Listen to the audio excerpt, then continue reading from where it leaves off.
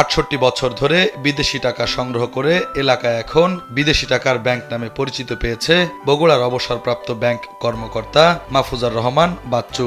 এখন পর্যন্ত তার সংগ্রহে রয়েছে ১৩৭টি দেশের মুদ্রা। ক্লাস 3-তে পড়ি, তখন থেকে আমার একটা শখ ছিল যে আমি টাকা জোগাবো। সেই ৬২ সন থেকে আজও পর্যন্ত আমার চলমান প্রক্রিয়া চলছেই। যেখানে পাবো, যে কোনো দেশের যত মূল্য দিয়েই হোক আমি নিয়ে আসবো, এটাই আমার শখ। ছোটবেলায় শখ করে মুদ্রা সংগ্রহ করতে করতে একসময় তা নেশায় পরিণত হয়। মাত্র 7 বছর বয়সের বিদেশি মুদ্রা সংগ্রহের শখকে এখনও লালন করে চলছেন ৬৮ বছর বয়সী মাহফুজার রহমান। এখন যে কোনো ব্র্যান্ডের পুরাতন এসি বদলে নতুন ওয়ালটন এসিতে উপভোগ করুন 25% ছাড়। শ্রীলঙ্কা আছে, তারপর দক্ষিণ কোরিয়া আছে, তারপর আপনার আমেরিকান ডলার আছে, তারপর আপনার সুদানের টাকা আছে, তারপর আছে কম্বোডিয়া, তারপর আছে আফগানিস্তান, তারপর রাশিয়া। টাকা আমি সাধারণত ৬২ সন থেকে পাকিস্তানি টাকা 1 টাকা, 5 টাকা, 10 টাকা, 100 টাকা, এগুলো আমার কাছে এখনও সংরক্ষণ আছে, ওগুলো আমি রেখেছি। 100 টাকার সংগ্রহ করছি, এটা সত্যি কথা বলতে কি, আমার নানা ছিল, তা বুড়ো মানুষ ওই বইয়ের মধ্যে টাকা রাখতো, সেখান থেকে ওই 100 টাকার নোটটা আমি চুরি করে নিয়েছি।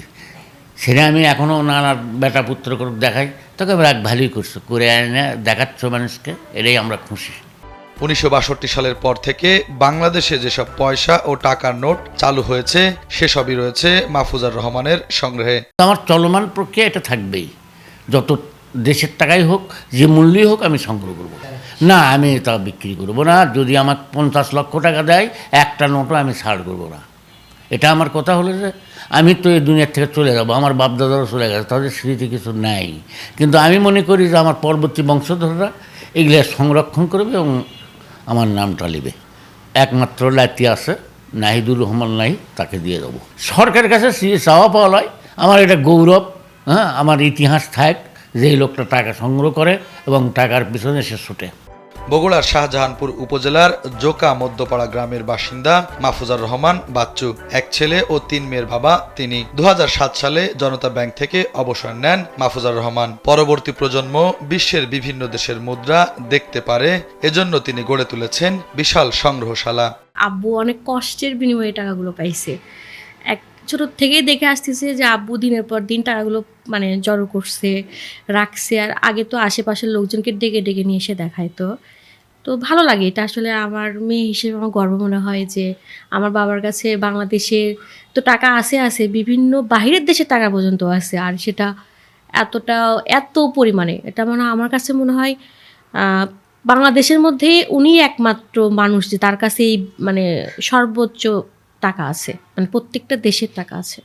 মাহফুজুর রহমান এসব মুদ্রা পুরনো বইয়ের ভাঁজে ভাঁজে রেখেছেন সযত্নে। বাংলাদেশের এ পর্যন্ত যত নোট আর পয়সা এসেছে সবগুলোই আছে তার সংগ্রহে। এছাড়া ইরান, ইরাক, সৌদি আরব, আমেরিকা, ইংল্যান্ড, মালদ্বীপ সহ ১৩৭টি দেশের কাগজের নোট রয়েছে তার কাছে। এখন পর্যন্ত তার সংগ্রহে থাকা ১৩৭ দেশের মুদ্রা, যার বর্তমান বাজার মূল্য প্রায় ১৯ লাখ টাকা বলে জানান মাহফুজুর রহমান। বর্তমান প্রজন্ম এবং পরের প্রজন্ম এগুলো দেখে যেন তাকে মনে রাখেন। নিজের গচ্ছিত মুদ্রাগুলো যে নাতিকে দিয়ে যাবেন, সেও যেন তার গচ্ছিত অর্থ তার মতো করেই আগলে রাখে, এমনটাই প্রত্যাশা মাহফুজার রহমানের।